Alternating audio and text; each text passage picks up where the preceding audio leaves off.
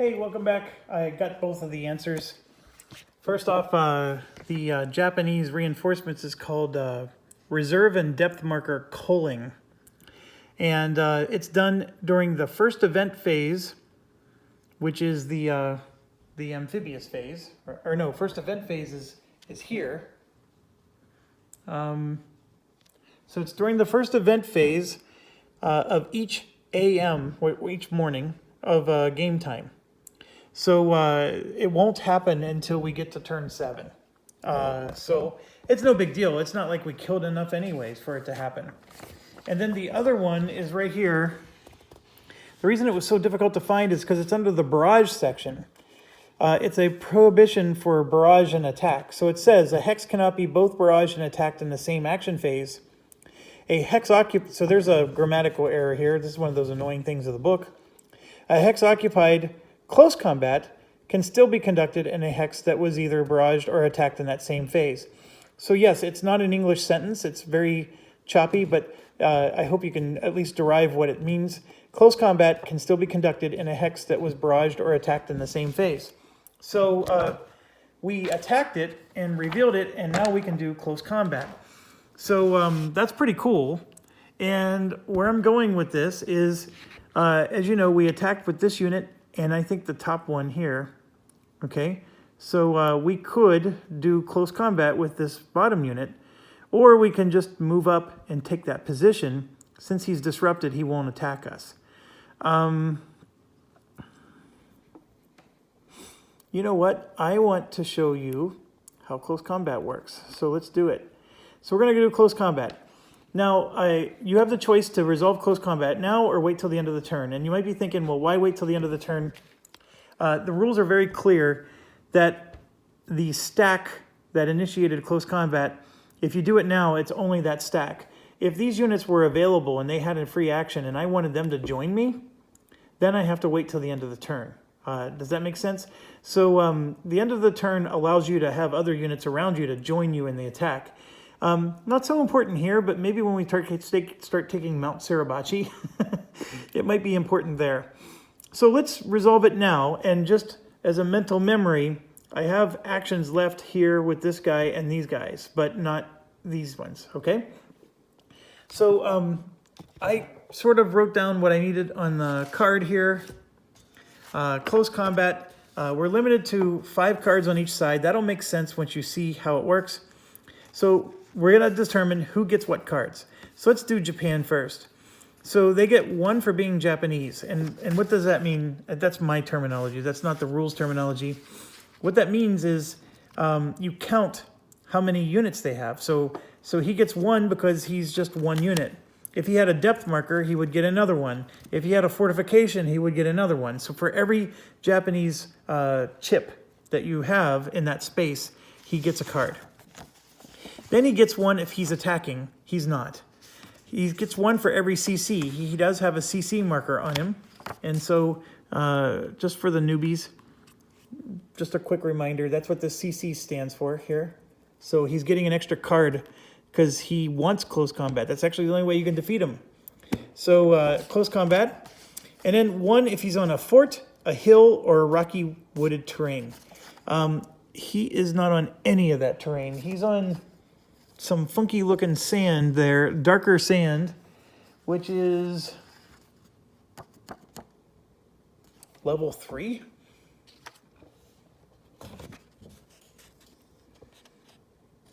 I would say he's level 2 or level 3.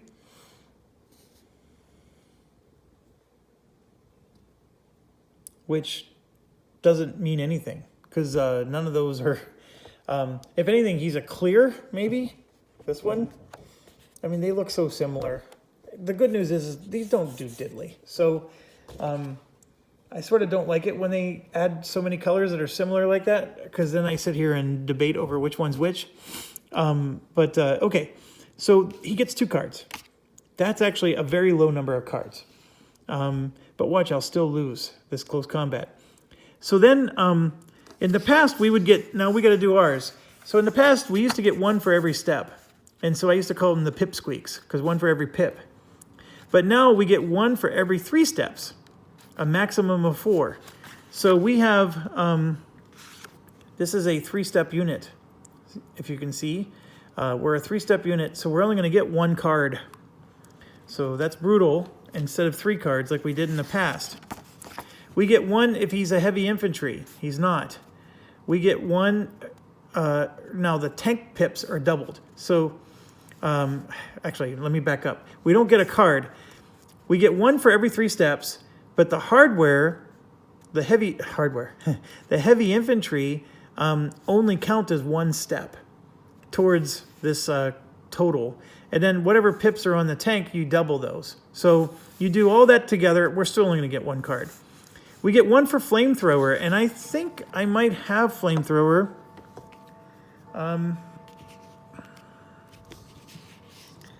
So an infantry has flamethrower, but remember we took a step hit, so we have to look at the step loss marker, and you can see we don't have flamethrower, so that hurts. This might actually be a really stupid move on our part. And then we get 1 for a hero and 1 if he's counterattacking. So if you haven't been keeping track at home, we only got 1 card. He got 2.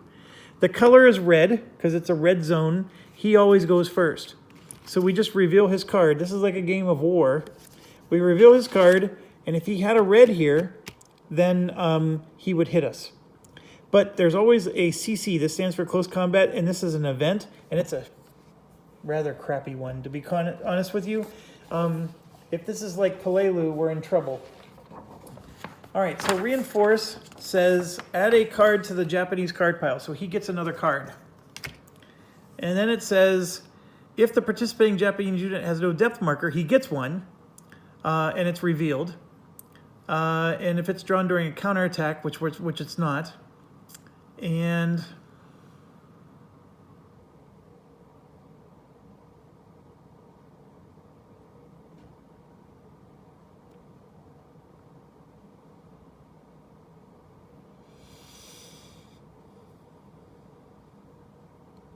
yeah, so he's getting a reserve, so this hurts. So we're gonna go get a depth marker for him, and so this gets added to his collection. We do get to reveal the depth marker, by the way.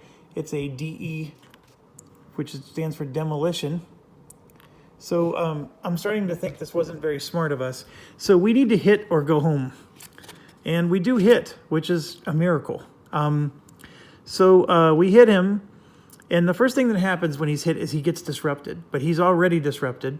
So then he would have been killed, but he got a depth marker right before we hit him. So then the next step is he loses that depth marker. It's already destroyed. The moment he got it, it lasted all of 2 seconds. But the big problem is he stayed alive, and we have no cards left. So we're done. So now he's going to get to go 2 more times, and we have to just hope he doesn't hit us. Now, when it's his turn, and he goes, we can then choose to withdraw. But the withdrawal procedure is he gets to draw at least 1 more card. So when he has 2 cards left like this, there's no point in withdrawing. If he had like 3 or 4 cards left, then yes, you would withdraw. But anyways, we got to just endure these 2 cards and not get a red. So no red. We're doing awesome, in fact. 1 more time, and there it is. We take a red. But before that happens, this happens first. Oh my gosh, we might have gotten lucky. Oh, I hate close combat, folks. And we might have actually gotten close combat that worked out in our favor. Conscript surrender. Oh no! It applies only if the U.S. drew it.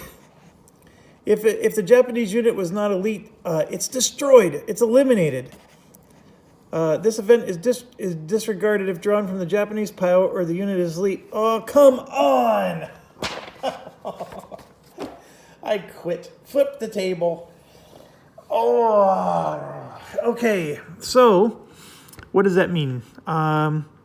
We take a damage. So this step marker goes away, and then we flip this guy over. And then he has to retreat to where he was. So we put him there.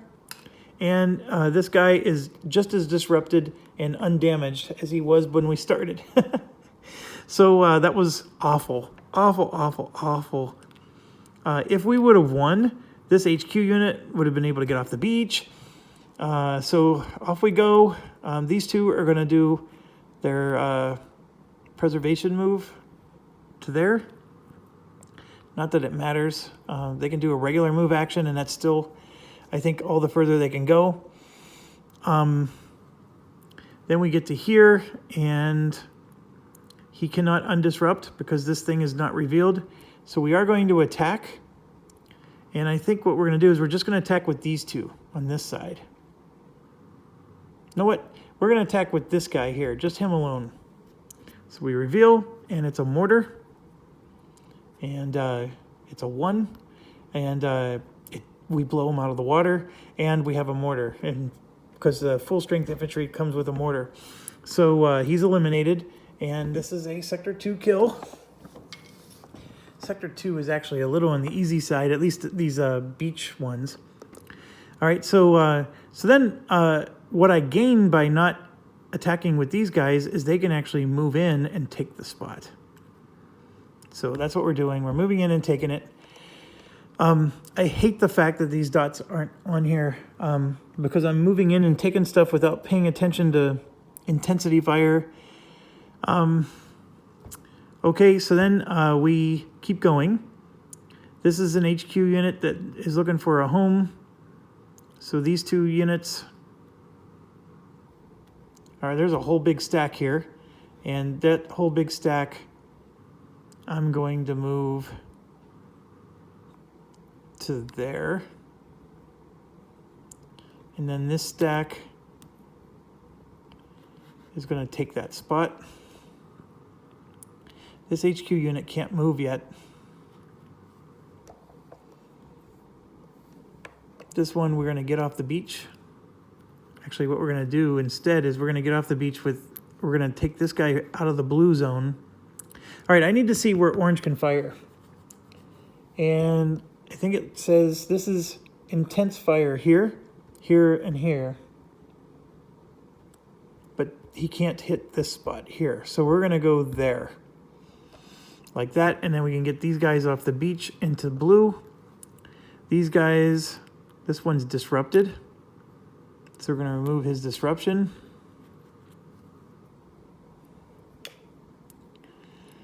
These guys, we're just going to move all of them off the beach to there. And this one cannot remove his disruption. Is it really the whole thing is disrupted? Yeah, it is. They're both disrupted. That's right. They both took a hit. And sorry, I had the camera. I moved from here to there and this guy to there and then this group to there. And then I was just commenting about how they're disrupted.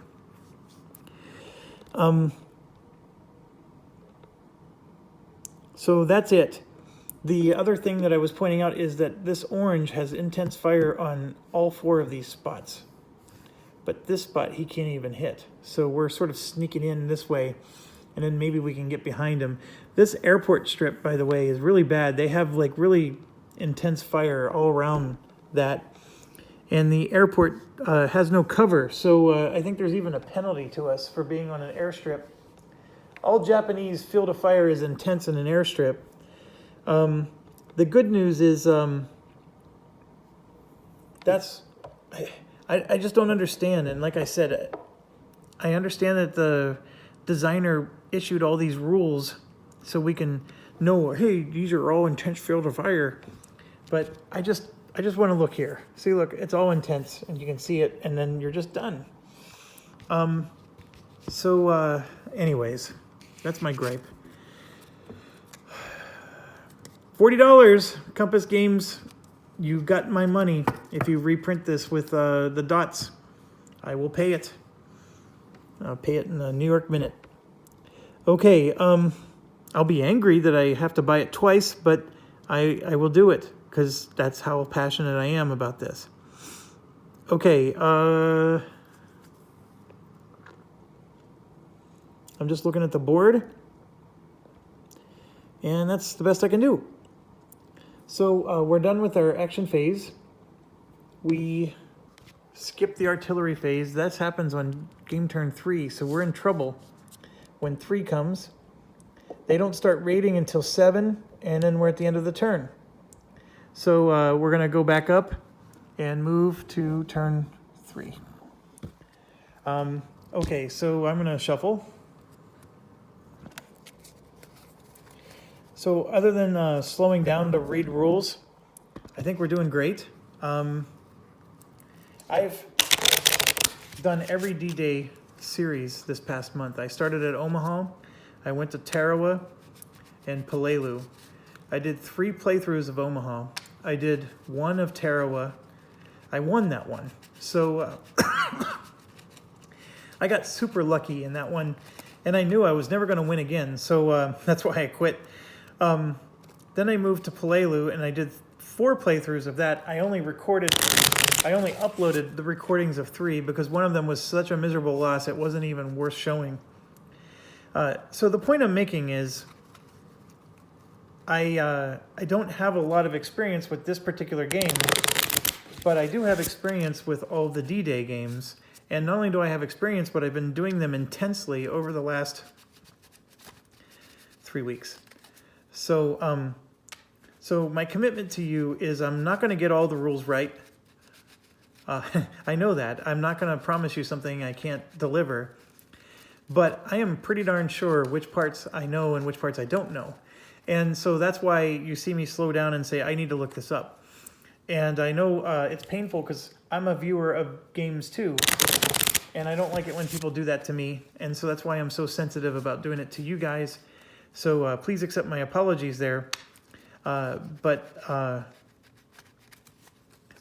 I see value in this because there's no videos that exist that play through this game. And I'm going to give that to you guys. And I'm going to give it to you quickly. I'm not going to script it. I'm not going to do all that. I guess I could spend a month playing this game and getting it perfect and then show it to you. But I'm going to get this out to you quickly. You're going to have these videos uploaded by tonight. And so then from there, we'll get through a game. And then maybe some of you will have feedback because I forgot this or I didn't know about that. And that's great. And there's a few of you, a few people out there who've been following me along in this series, and they're awesome. I mean, I feel like I made some new friends. And anyways, as long as this game doesn't suck, and I mean that, I will play this more than once. This is, and then maybe the second playthrough, then you don't have to hear me ramble so much about the rules, and then you can just see it played, and then we will fix whatever rules I got wrong, and that's how this works. So thank you all so much for that, and I got my shuffling done. So let's get this show on the road. As you know, we got a bottleneck. We actually have quite a bit of bottleneck on the beach. I don't want to get disruption just for landing. Some of these are completely safe. Like, there's nobody shooting at them anyways. But this one, though, is a problem. And we're drawing. So here you can see circle is getting hit. And then purple is also hitting. And I think purple is the one color that's safe here. But circle takes a hit. And that's this guy. So let's grab a step loss for him. And once again, we still can't land. So we're still just sitting here in the water floating, trying to get to the shore. Then we move here. Green, it's safe. And this is not a stack I can just plow in with. So I'm going to do an HQ, a full unit, a tank, and there should be, nope. So we're going to get an HQ, another infantry, and the tank, and get them landed. And then this infantry will land with that HQ. Oh, we got a drift right. So I was hoping to get a drift with the first card. We got a drift right, and so a circle is going to drift right, and that's this guy. So that's perfect. So he's going to drift right, and guess what he's going to do? He's going to land. So well done, well done. It was like we planned it all along. Okay, and then yellow, we get a red, and there is no red fire. He's disrupted. No drift, and so we're just going to get these guys landed. So HQ and a unit will land. This is an HQ and another unit, and then this guy is just going to sit tight. I could, you know what? Because this is such a bottleneck, I could land them, and then they get disrupted. And then later, I'll have to waste a whole turn undisrupting them. I don't see any value in that. I'm just going to leave them out. Okay, then we go to these guys. There's a drift left if he's a diamond. They're not diamonds. They're actually stars, which is interesting. These are very interesting ones. They're actually really hard to hit, is what they are. They're actually like a leader, but they're not a headquarter. This is new, by the way. I didn't realize it until now, but that's very new. So nothing happens, and they land, and I don't know what to do with them. I mean, do I stack them on top of each other and make them just like a mega house? I think I will. I'm gonna do that, and then I'm gonna go on the right side here, because you can see the left side here is pretty stacked. And then this last group, no drift, and it's a green. Green is firing, by the way, because green is still active, and he's gonna hit circle, so one of these is taking a hit.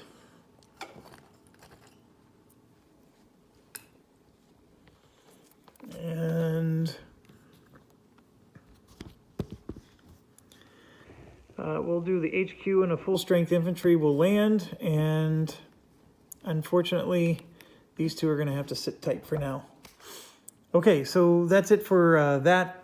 Then we go to the next turn. So we're going to do turn 4. Here's what hurts. Artillery, by the way, hits these units first. Top priority is the units in the water. So anything that I don't land this turn, artillery is going to target first. So I may want to reconsider landing him. Actually, that's a good point. I'll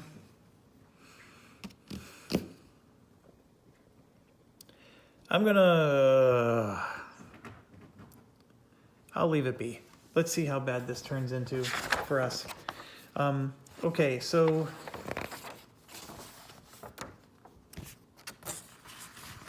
we have a GT4. So let me zoom in for you a little bit here and maybe turn it. There we go. So we got the 1st Battalion, 26.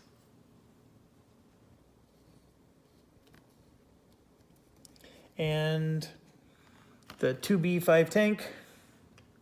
The 5, by the way, means 5th Division. So if you're ever wondering which division to look for these, the 5T is always 5th Division tank. And then the 2B, of course, is just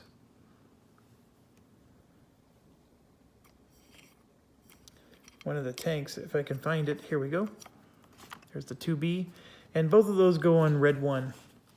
And this is what's interesting. That artillery is just going to tear the crap out of us. That's why I didn't care about landing the guy. I think we have so much fodder that's going to be out here to get hit.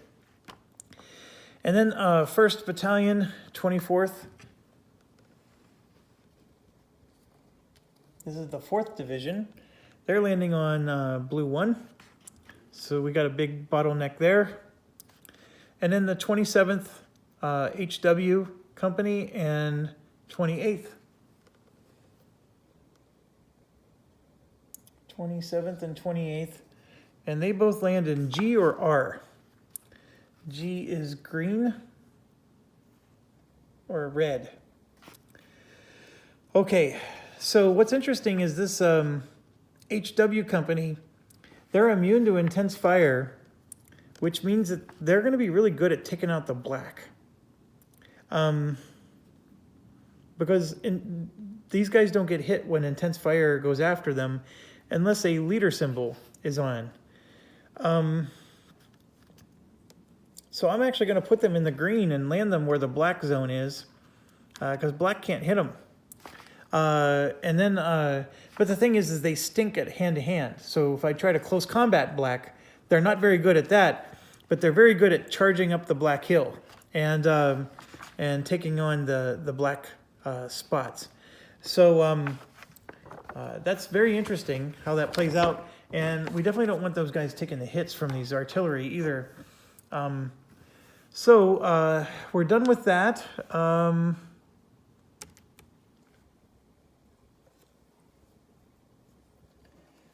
think I want to break down a few things here. Replacement points are on turns 2 and 5. Naval gunfire is on 2, 4, and 6. Okay, so I really wish they would have wrote that down somewhere else. So I'm going to just write it down here. Scenario 1, naval gunfire and AS on 2, 4, 6. And then reinforcements or replacements on 2 and 5. Okay, got it. All right, so let's go to the next phase, which is the event. This last event wasn't nice to us, so let's hope this one's nicer. No, it's not. Remove Japanese disruption. That one actually blows. I guess the good news, there's only one disrupted guy. It's this red one here. So I guess it wasn't the worst thing in the world, but it still blows because now he can hit us. And it means if we close combat him, he's going to be even harder to kill. So we had Miracle Miyogi in my last game, so I don't know who this guy's going to be if he keeps winning all these battles.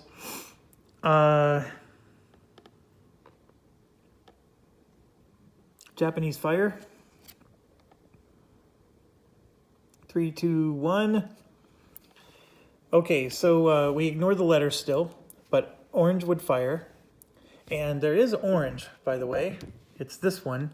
And so we got to look at this and see what he can hit. So you can see he has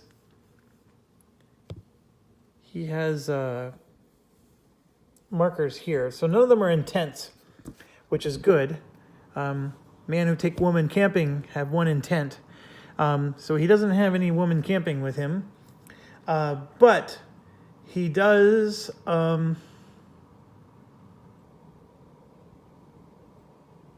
hit any triangle.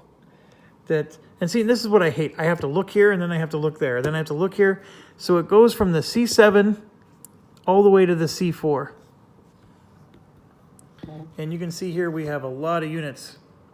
So he's hitting a triangle and just one. So we got, this one's 2 spaces away. So he's hitting this one. Yeah. So that one takes a hit.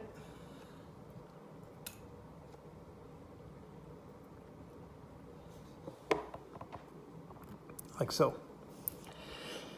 I think that's it for orange.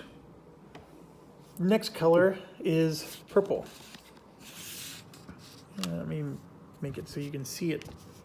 Purple, and purple can hit tanks, but purple I don't think has any field of fire anywhere because we took out purple here.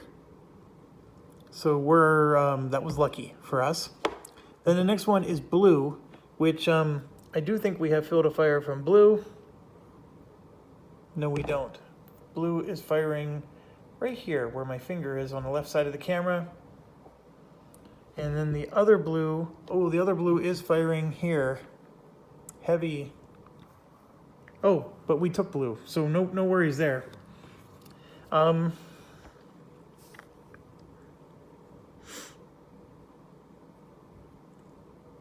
Yeah, I'm at a point where if some nerd in Board Game Geek just makes this map with the dots. I love mounted boards, but I will go back to paper maps if I have to. I'm just that desperate. I hate this. Okay, so I'm enjoying the game, by the way. This game is so far quite fun, and the changes were not trivial. Like, he preserved a lot of what we're comfortable with D-Day games, but he wasn't afraid to mix it up. And the ways he's mixed it up are good. In fact, there was a Board Game Geek review that said that it was like a whole new level of D-Day, and I tend to agree with it. And so I want to balance my bitching with my praise. I have a lot of praise so far. This game is fun. The setup was awful, and this dot thing is awful. I think I'm exhausted playing this game because of those two things, but I'm having a good time. So I hope you are too, and I'll shut up so we can keep going. I think we're done with their attack phase, but here's the crazy part. Now we got to go cray-cray here with... Oh, they don't do artillery yet. Artillery's later. So we get to go first, before they do artillery. So I don't think it's going to make a lick of difference for us, but we do get to go.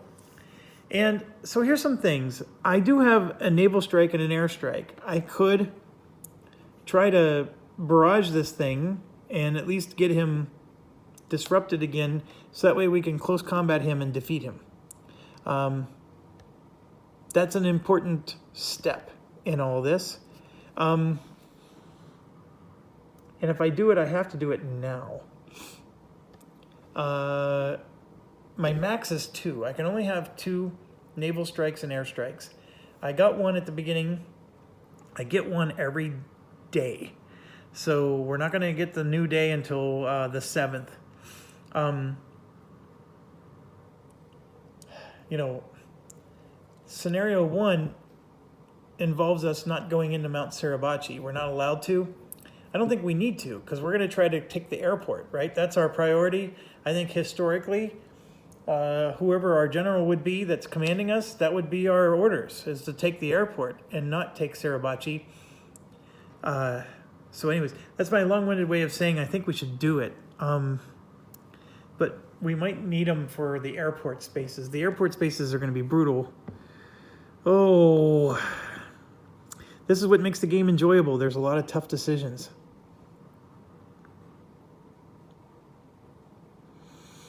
We also have to get our battalions and keep them together. That's another thing you got to be mindful of.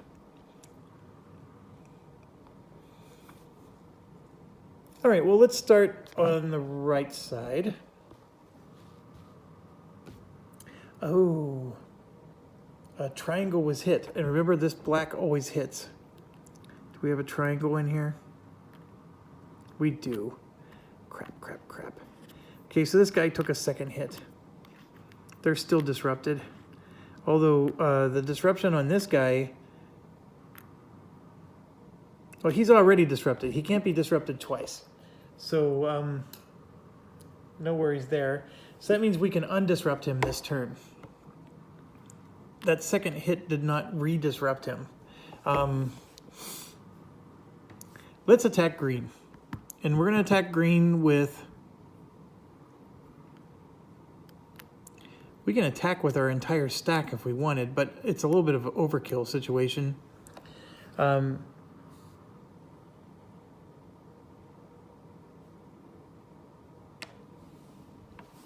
What's interesting is, see this this marker here?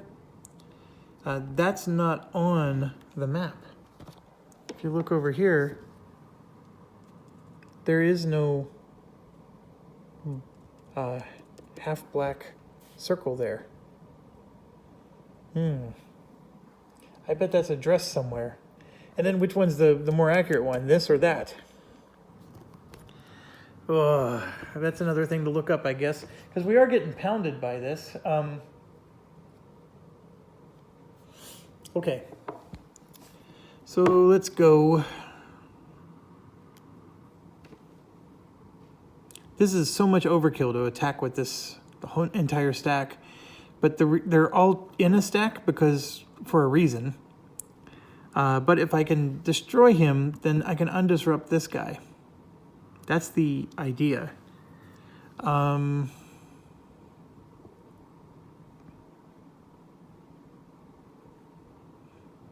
I'm going to attack with everything. And it is a complete obliteration. We have bazooka. We have an infinite number of units.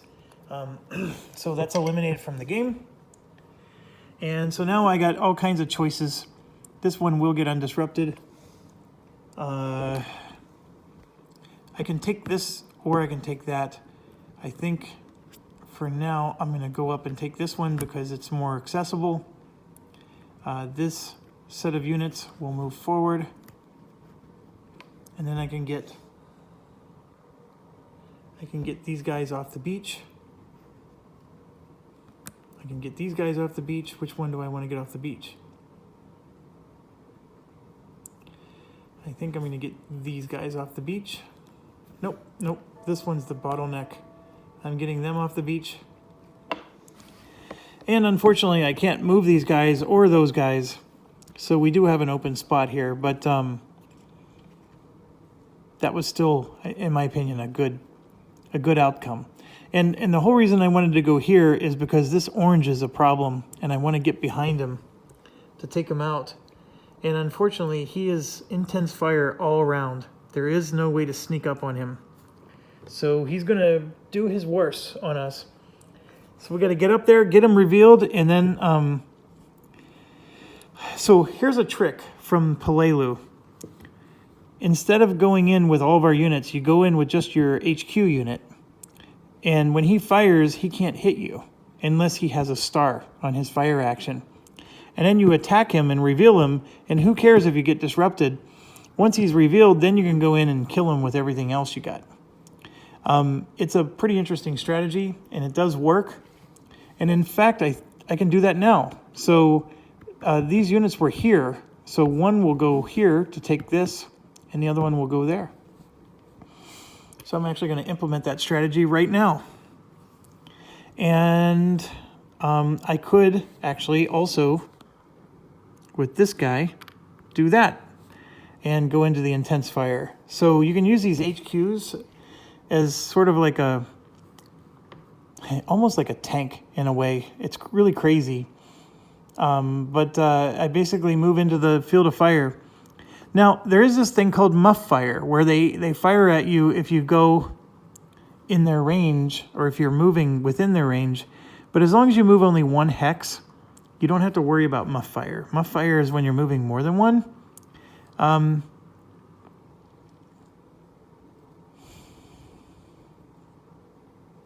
it is becoming a problem.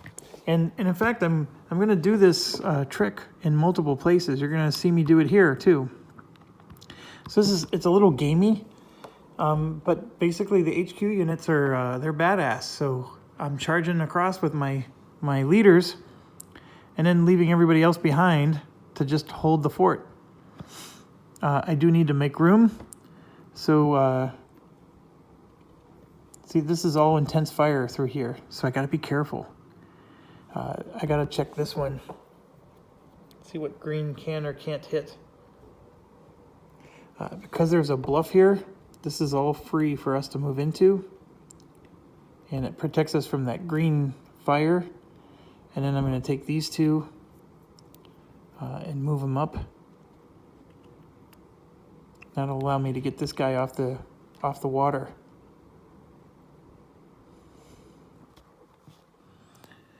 And these guys, we're going to move into the red. But then, so here's our problem.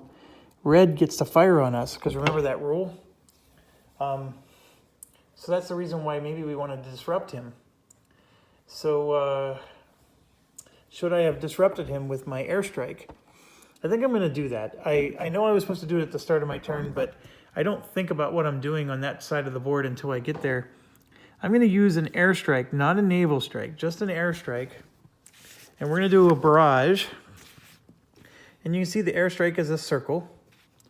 And let's see what we get. We did not get a circle, but we did get red. So we got the fire color only, and you can see airstrike is a 5 strength attack, and there's this, we disrupted him. That's all that mattered, is the D. And we disrupted one Japanese unit. And so he is disrupted now. And then what that allowed me to do, by disrupting him like that, I'm able to move into this hex, and it doesn't cause him to, he doesn't get to fire on me. And then now I'm going to go and close combat this punk with these 2 units. Now, if I had him join, here's the problem. I can have him join, but then what happens is we get disrupted because we're going to violate our stacking limit. However, even though we're disrupted, we can still do close combat. Disrupted doesn't hurt us. But after the close combat's over, and speaking of which, we're disrupted from that. So this unit actually is disrupted. And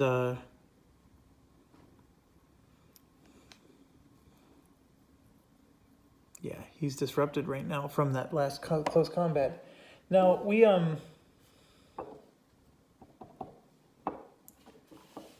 where did I write it down?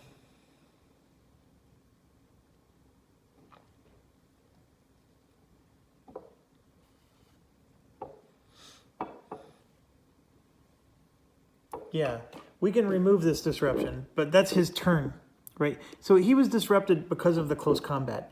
After close combat's over, both sides get disrupted. It's a rule I always forget, even in the previous games. It's not even a new rule.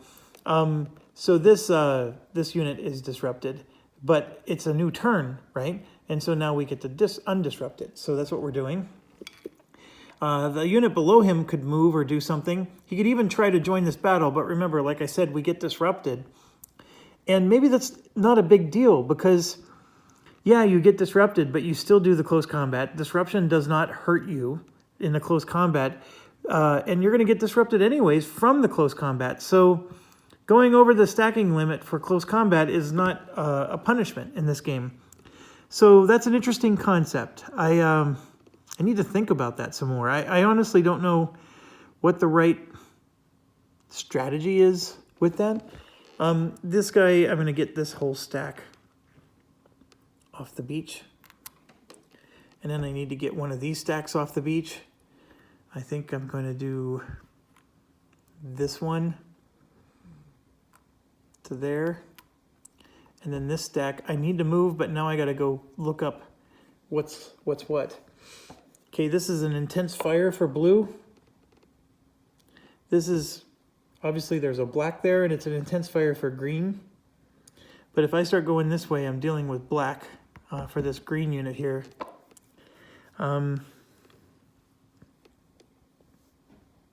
If I go here, that is intense fire for red and orange, which I don't need to worry about, but it's not for blue. Now, granted, it's not next to blue. So what I'm going to do is I'm going to move my tank, my engineer, but my headquarters is going to charge blue. And then everybody else is just going to move out of the intense fire. I know it's crazy, but this headquarters strategy thing works. Of course, if my fat fingers would quit knocking everything around. Okay, so then in doing so, we can now finally get off the beach. So I got a couple dilemmas, but I think what I want to do is, even though this guy's been hit, I'm thinking I'm going to go here and take out green. And yes, I'm dealing with a black problem, but I will go here just to get him off the beach. And I want to get this one off the beach too. That's why I'm doing that. And that's going to allow all of these guys, well, not all of these guys, but all of these guys to at least get landed. And then the Suribachi thing is interesting because I won't be able to do anything serious about it until the next day. And you know what? If I ever take this green spot, that's a solid black. I'm not doing that. I'm just going to get them off the beach the other way. That's just suicide. This Suribachi thing is tough. Ooh, I'm peeing my pants just thinking about it. That one's going to be a bear. Okay, I think I did everybody's actions, and I'm just looking around to see what else I could do. I mean, I could get these hardware guys off. What are they? They're heavy. What's the W stand for? I don't even remember. But anyways, thank you for your patience with that. Okay, we now move to the Japanese artillery fire phase. This is on game turn 3 and 6, then every turn after that. Okay, so this one's going to be brutal. Now we have the artillery card here, and the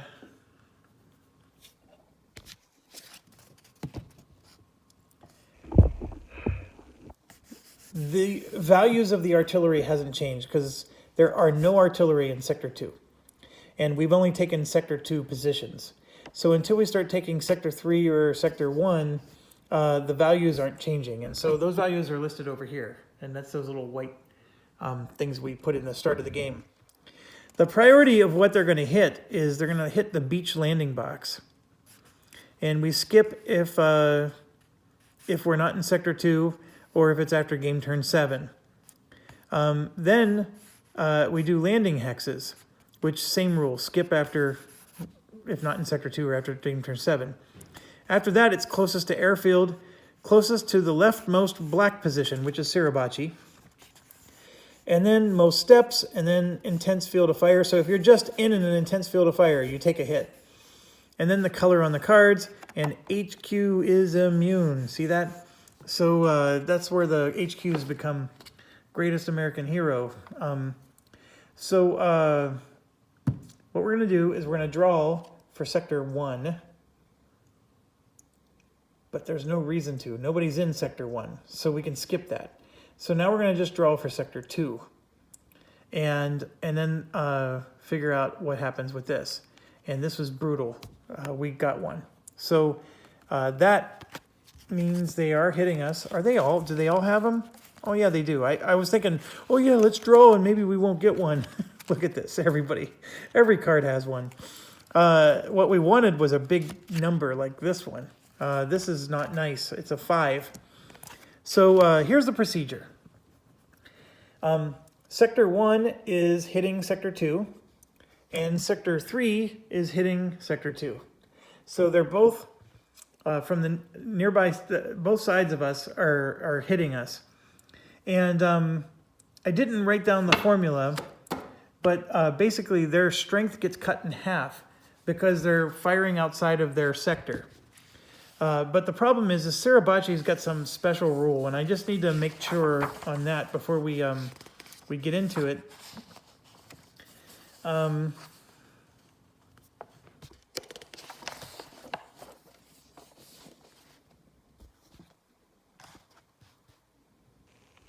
Yeah, right here. That part that's in red do not have Sector 1 artillery points when firing into Sector 2. So Suribachi gets full strength attack into Sector 2. But everything else gets cut in half. Okay, so yeah, and then I'm going to get back there. There was a couple other things there that were interesting I wanted to read.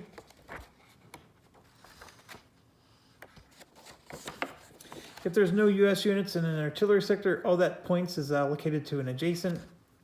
Because that's the other thing, too. If we were in Sector 1, then the points would have gone after us in Sector 1, and then that same artillery would not be used to go after Sector 2. It's not like they get to fire twice, right? They're either firing their own sector or they're firing in the next one over. So if we would have had units in Sector 1, then that would have prevented them from firing into Sector 2. But remember, the basic Scenario 1 rules is that we're not even allowed to go into Sector 1 until Day 2. And since we're taking the benefit of reinforcements and naval artillery and airstrikes from the special Scenario 1 rules, we're going to have to take that with it as well.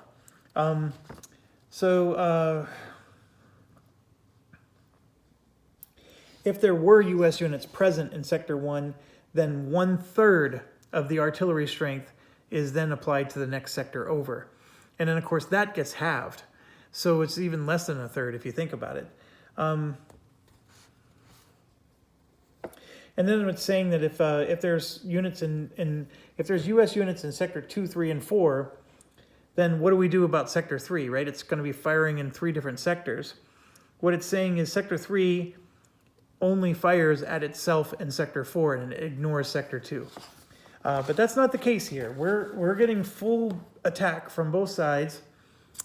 And so we just got to look real quick. Sector 1 is 12. So the good news is it's not very powerful. Sector 3, however, is 28.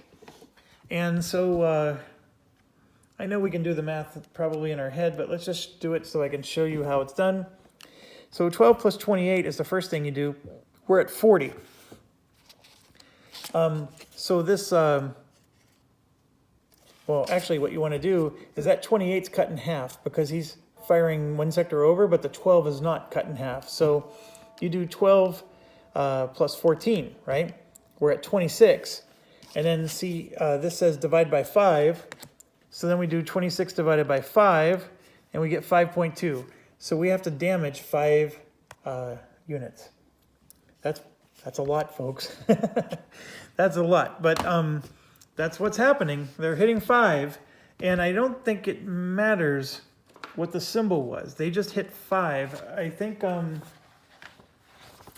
yeah, it's just, there is no symbol thing. It's this priority here.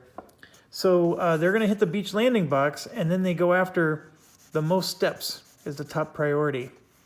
And then the color on cards would be second. What does color on cards, what would that even do for us? Or did I mean to say symbol on cards? Maybe that's what I meant to say, and I just smoked pot. And I didn't even know I smoked pot.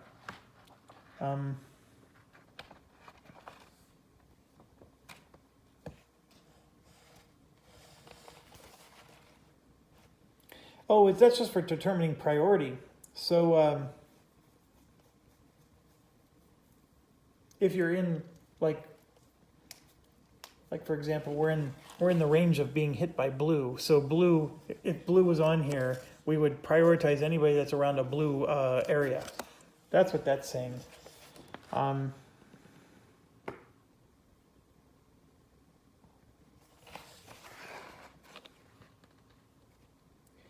It's saying that units don't get disrupted from artillery fire, so that's good. And we got to follow the same procedure as 632 and 633.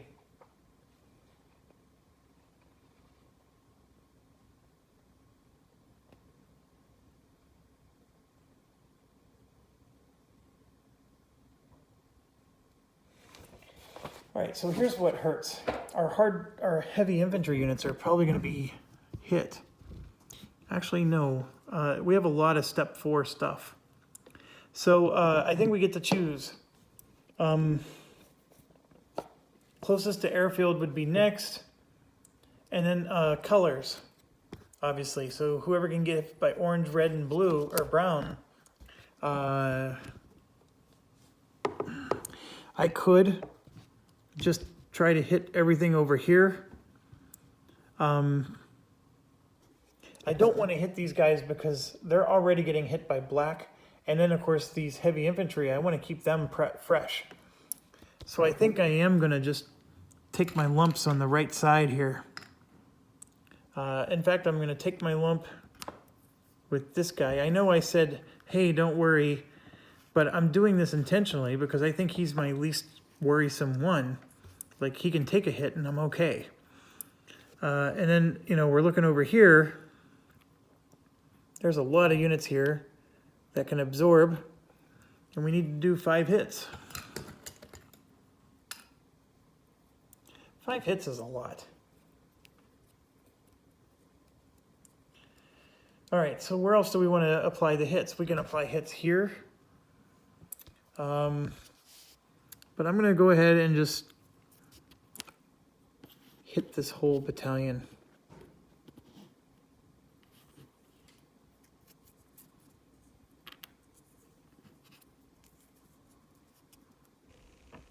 Like so. And then I will put 1 loss over here on this battalion.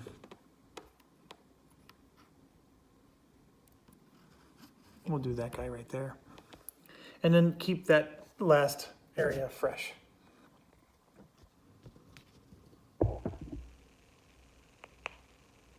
Although it does say closest to airfield, closest to leftmost black position, which means that he probably would have hit that.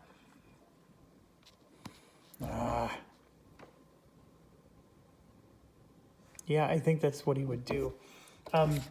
It says closest to airfield, closest to leftmost black position. That's priority 3. That's even higher than the most steps. So you got the airfield, and then the leftmost black position is Suribachi. So if you're hitting in the water, that means it's hitting this landing zone here. So I'm going to reverse this, and I think that's a more accurate reflection of the rules. And sorry about that, but I do think this is the right thing, even though I don't appreciate it. So there's 3 of them. Here's the 4th one. And then the 5th one was this guy. Okay, so I got to apply 5 hits over here, and they all need to be 4 steps. So I'm going to hit everything but these HWs, if I can. So there's 1. Oh, this one already had a hit. This one already had a hit. Ooh, I don't have a choice, do I?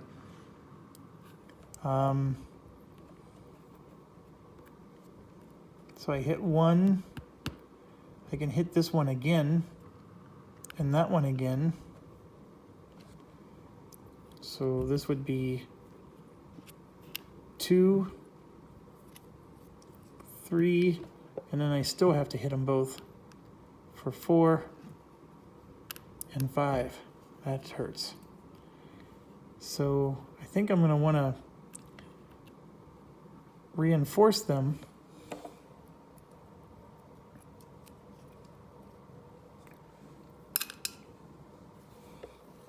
Yeah, so I'm going to be spending those 8 reinforcement points next time we get to do reinforcement. Okay, so that's the artillery phase. And we don't do raid, and now we're at the end of turn. So I don't need to shuffle. We go to turn 4. I am low on battery, so I'm going to start uploading these videos, and I'm actually going to switch to my other device, which is also low on battery, but I'll be able to at least get a little bit more play in. I really am having fun, and that's why I want to switch devices. I don't want to quit. I am having fun. I'm frustrated about specific things, but this has been very fun so far. So thanks for watching. Stay awesome, and we'll see you in a few minutes on turn 4.